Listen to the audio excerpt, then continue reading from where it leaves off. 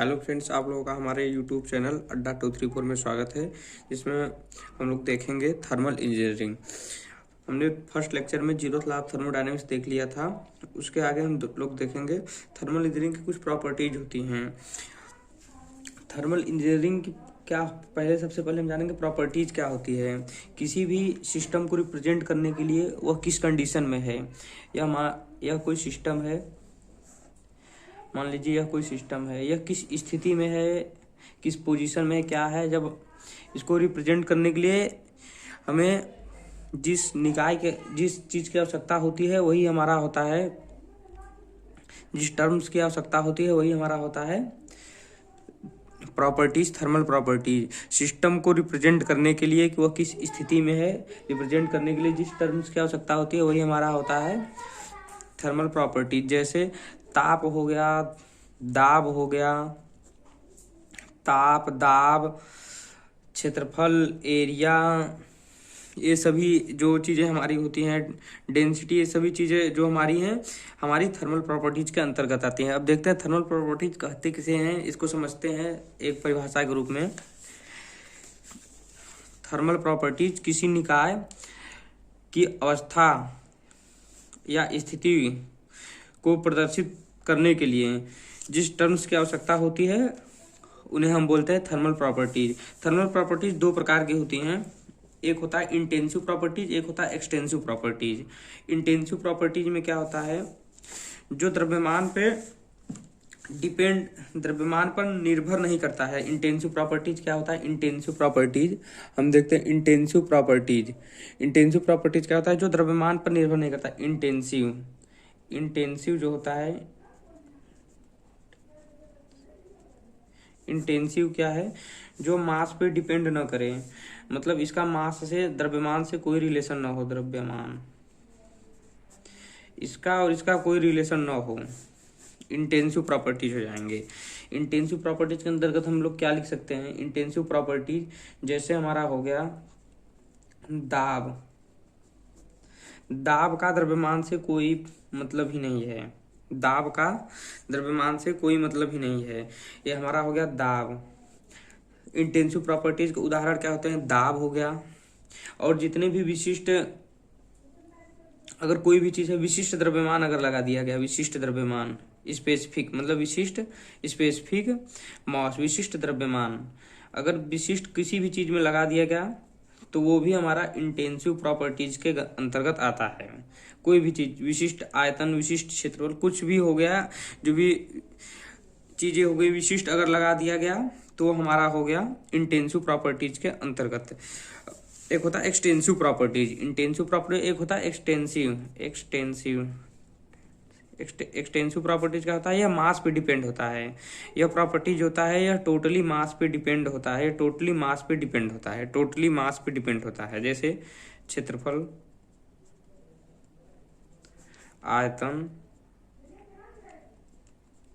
ये सभी क्या है, मास पे डिपेंड है। जितने ज़्यादा इसका द्रव्यमान रहेगा उतने ज़्यादा उसका आयतन होगा, मास पे डिपेंड होता है। आयतन, क्षेत्रफल, एरिया जो भी है हमारा एक्सटेंसिव प्रॉपर्टीज के अंतर्गत आते हैं। देखते हैं इसको एक परिभाषा में, जिनका मान पदार्थ के द्रव्यमान पर निर्भर नहीं करता है वो हमारा इंटेंसिव प्रॉपर्टीज होता है।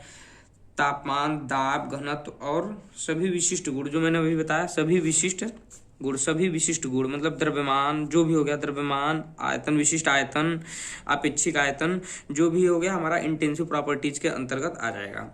दूसरा हमने अभी प्रॉपर्टीज क्या बताया, एक्सटेंसिव प्रॉपर्टीज, जिनका मान पदार्थ के द्रव्यमान पर निर्भर करता है वो हमारा एक्सटेंसिव प्रॉपर्टीज होते हैं। जैसे आयतन, ऊर्जा, भार। जैसे ऊर्जा जो है डायरेक्टली E बराबर mc², ये क्या है, द्रव्यमान के डायरेक्टली प्रोपोर्शनल है, ऊर्जा द्रव्यमान के डायरेक्टली प्रोपोर्शनल है। तो ऐसे आयतन क्या है, जितना ज़्यादा आयतन होगा उतना ज़्यादा उसका द्रव्यमान होगा, जितना कम आयतन होगा उतना द्रव्यमान कम होगा। तो हमारा इंटेंसिव प्रॉपर्टीज हो गया। भार हो गया हमारा, भार भी वही है, जितना ज़्यादा द्रव्यमान होगा उसका भार भी उतना होगा। अगर इसका भार ज़्यादा है तो इसका द्रव्यमान भी ज़्यादा होगा। अब हम बात करते हैं फर्स्ट लॉ ऑफ थर्मोडायनेमिक्स की। क्या होता है first law of thermodynamics? First law of thermodynamics बताता है, यह बतलाता है कि अगर कोई सिस्टम है, फर्स्ट लॉ ऑफ थर्मोडायनेमिक्स क्या बताता है, मान लीजिए यह कोई सिस्टम हो गया, अगर इसमें हम क्यों ऊर्जा देते हैं, तो ये जो टोटल ऊर्जा है ये किसी न किसी रूप में खर्च करती है। अगर ये सिस्टम हो गया निकाय, अगर इसको क्यों ऊर्जा दी जाती है तो किसी न किसी रूप में खर्च करती है, न कि कहीं इसको मतलब नष्ट कर दिया, खत्म हो गई, क्यों ऊर्जा दिया नष्ट कर दिया, ऐसा नहीं होता है। यह ऊर्जा संरक्षण का नियम बताती है, सेम टू सेम ऊर्जा संरक्षण के नियम को ही ये बतलाती है कि अगर क्यों ऊर्जा दिया गया तो जो कार्य कर रही है, अगर ये मान लीजिए DW कार्य किया या W कार्य किया, तो जो बीच वाला ऊर्जा बचा, जो बीच वाला कुछ अगर कम कार्य किया, तो ये सिस्टम को गर्म करने में या फ्रिक्शन में कहीं ना कहीं वो ऊर्जा व्यय हो रही है, खपत हो रही है। ऐसा नहीं कि वो खराब हो गई ऊर्जा या कहीं चली गई ऊर्जा, वो टोटल एक रूप से दूसरे रूप में चेंज हो जा रही है। जब यहाँ क्यों ऊर्जा दी है तो फ्रिक्शन हुआ तो वो गर्म हुआ, तो उसमें भी ऊर्जा लग के चला गया। तो ये ऊर्जा संरक्षण के नियम को फर्स्ट लॉ ऑफ थर्मोडायनेमिक्स बताता है। ऊर्जा संरक्षण के नियम को पे ही ये डिपेंड है, इसको ऊर्जा संरक्षण का नियम भी बोला जाता है। फर्स्ट लॉ ऑफ थर्मोडायनेमिक्स क्या है, इसको हम लोग देखते हैं। यह नियम उष्मागतिकी का प्रथम नियम, यह नियम ऊर्जा संरक्षण के नियम पर आधारित है। जैसे ऊर्जा न तो नष्ट की जा सकती है, न ही उत्पन्न की जा सकती है, ऊर्जा केवल एक रूप से दूसरे रूप में परिवर्तित की जा सकती है। यही है हमारा ऊर्जा संरक्षण का नियम। इसी को हम लोग उष्मागतिकी का प्रथम नियम भी बोल सकते हैं। इस नियम को ऐसे डिफाइन किया जा सकता है, प्रथम नियम को। ये नियम क्या बतलाता है, कोई सिस्टम है, ये सिस्टम हो गया मान लीजिए, अगर इसको DQ ऊष्मा दी जाती है या Q ऊष्मा दी जाती है, ये W कार्य करता है, ये W कम है, ये Q ज़्यादा है, तो ये जो बीच वाला जो बचा, ये आंतरिक ऊर्जा, मतलब ये अपनी आंतरिक ऊर्जा को बढ़ाने के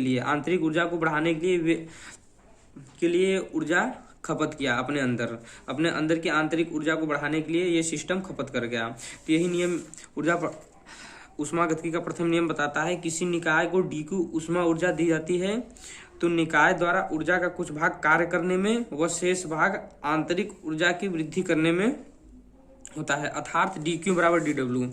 अगर ये DQ हमारा ऊर्जा यहाँ दिया गया, DQ, ये DW कार्य कर रहा है, तो जो शेष बच रहा है ऊर्जा, ये DU मतलब आंतरिक ऊर्जा की वृद्धि, ये हो गया आंतरिक ऊर्जा, ये हमारा कार्य हो गया, ये हमारा जो टोटल ऊर्जा हो गया, एनर्जी। तो अगर DQ ऊर्जा दी जा रही है तो ये DW कार्य करने में, DU आंतरिक ऊर्जा की वृद्धि करने में लगा रहा है। ये हमारा उष्मागतिकी का प्रथम नियम बताता है। उष्मागतिकी का प्रथम नियम पूर्ण साइक्लिक प्रोसेस के लिए बताता है। पूर्ण साइक्लिक प्रोसेस अगर कोई है कि वो अपनी प्रारंभिक स्थिति से यहाँ से चल करके फिर यहाँ से चल करके चला गया, तो ये जो DQ और पूर्ण साइक्लिक प्रोसेस मतलब जितना भी उसमें कार्य हुआ है, यहाँ से यहाँ फिर आने में कुछ कार्य हुआ, फिर यहाँ से यहाँ जाने में कुछ कार्य हुआ, उसका जो सम होगा, इनका जो DW है ये टोटल सम है, सबका जो सम होगा ये DQ के बराबर होगा। जो टोटल कार्य होगा इसका सभी जगह जो कार्य हुआ, यहाँ से यहाँ आने में जो कार्य हुआ, फिर यहाँ से यहाँ आने में जो कार्य हुआ, फिर यहाँ से यहाँ, फिर यहाँ से यहाँ जाने में जो इसका जो टोटल सम होगा वो DQ के बराबर होगा। यह साइक्लिक प्रोसेस के लिए उष्मागतिकी का प्रथम नियम बतलाता है। इसको जूल का परीक्षण भी कहते हैं। जूल ने ही इसको प्रतिपादित किया था, उष्मागतिकी के प्रथम नियम को जूल ने ही दिया था। निकाय की एंथैल्पी, अब हम बात करते हैं निकाय की एंथैल्पी क्या होती है। निकाय की एंथैल्पी होती है टोटल ऊर्जा जो सभी ऊर्जा हैं, सभी प्रकार की ऊर्जा किसी सिस्टम की जो संपूर्ण ऊर्जा होती है उसी को हम निकाय की एंथैल्पी कहते हैं। यहाँ आप लोग दिखाया गया है, किसी निकाय निकाय की संपूर्ण ऊर्जा को निकाय की एंथैल्पी कहा जाता है। संपूर्ण ऊर्जा कोई भी सिस्टम है उसका जो टोटल एनर्जी है, टोटल एनर्जी को ही हम लोग निकाय की एंथैल्पी बोलते हैं। ये देखते हैं, संपूर्ण ऊर्जा बराबर प्रवाह ऊर्जा प्लस आंतरिक ऊर्जा बराबर यांत्रिक ऊर्जा प्लस आंतरिक ऊर्जा।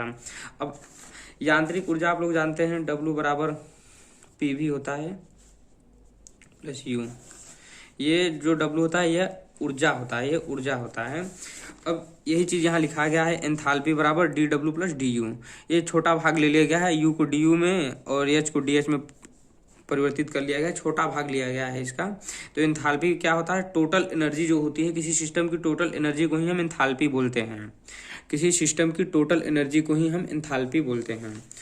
अब बात आती है, कोई सिस्टम है, हम अब लोग पढ़ेंगे पथ एवं प्रक्रम। ऊष्मागत की कुछ कोई सिस्टम है, ये यहाँ से यहाँ चल के आ रहा है, फिर यहाँ पे आ गया, फिर यहाँ से यहाँ चल के आ गया, तो इसको बोलते क्या हैं, इसको क्या बोलते हैं। यहाँ से यहाँ आया, फिर यहाँ से यहाँ चला गया, फिर यहाँ से यहाँ चला गया, यहाँ से फिर यहाँ आया, फिर यहाँ से यहाँ चला गया, फिर यहीं पे चला आया, क्या बोलते हैं इस चीज़ को, यही चीज़ हम लोग देखेंगे अब। तो ऊष्मागत की पथ एवं प्रक्रम, जब कोई निकाय अपनी एक स्थिति से दूसरी स्थिति में जाता है तो वह जिस मार्ग से जाता है उसको ऊष्मागत की पथ कहते हैं। कहने का इसका क्या मतलब है, कोई सिस्टम हो गया है, मान लीजिए ये कोई सिस्टम हो गया हमारा, यहाँ पे है ये यहाँ पे है, ये कोई सिस्टम हो गया। अब ये यहाँ से यहाँ आता है, इस पे जब कुछ कार्य होता है तो ये यहाँ से यहाँ आता है।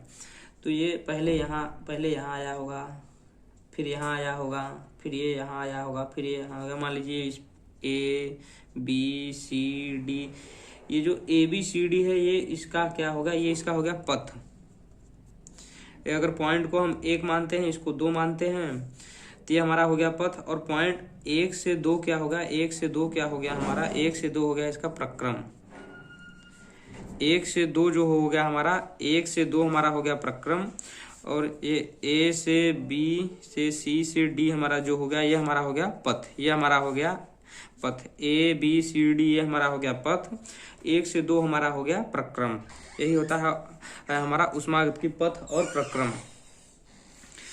अब एक चक्रीय प्रक्रम होता है। अब चक्रीय प्रक्रम क्या होता है, चक्रीय प्रक्रम को हम कैसे डिफाइन करते हैं, जब कोई सिस्टम अपनी प्रारंभिक अवस्था से चल करके, ये मान ली ये कोई सिस्टम हो गया, जब कोई प्रक्रम में प्रारंभिक अवस्था से चल करके यहाँ आ गया, वह फिर अपनी अंतिम स्थिति में वापस आ जाता है, अपनी प्रारंभिक स्थिति में वापस आ जाता है। जब कोई प्रक्रम अपनी प्रारंभिक अवस्था से चल करके फिर अपनी प्रारंभिक अवस्था में ही वापस आ जाता है, तो इसको क्या बोलते हैं, चक्रीय प्रक्रम। पहले ये सिस्टम यहाँ से सोचिए चला, यहाँ पे आया, A पे आया, B पे आया, C पे आया, फिर ये D पे आ गया, फिर यहाँ से E पे आ गया, F पे आ गया, D पे आ गया, फिर ये हमारा पॉइंट 1 पे अपना आ गया। ये वाला पॉइंट हम 2 देते हैं। पहले ये यहाँ से यहाँ आया, इस पथ का अनुसरण किया, इस प्रक्रम का 1 से 2, ये क्या हो गया 1 से 2, फिर 2 से 1, ये हमारा क्या हो गया चक्रीय प्रक्रम। चक्रीय प्रक्रम ऐसा प्रक्रम क्या कहलाता है, चक्रीय प्रक्रम। जब कोई प्रक्रम अपनी प्रारंभिक स्थिति से चल करके अपनी अंतिम स्थिति में जो जब आता है, वो अपनी प्रारंभिक स्थिति में ही आ जाए। अंतिम स्थिति जो होती है इसकी प्रारंभिक स्थिति में लौट करके वापस जब आ जाता है, तो यह हमारा होता है, इस प्रकार का प्रक्रम क्या कहलाता है, चक्रीय प्रक्रम कहलाता है। चलिए फ्रेंड्स, तो हम लोग इसी पे समाप्त करते हैं। फिर अगले लेक्चर्स में हम लोग विभिन्न प्रकार के प्रक्रम को देखेंगे, कौन कौन से प्रक्रम होते हैं। Thank you.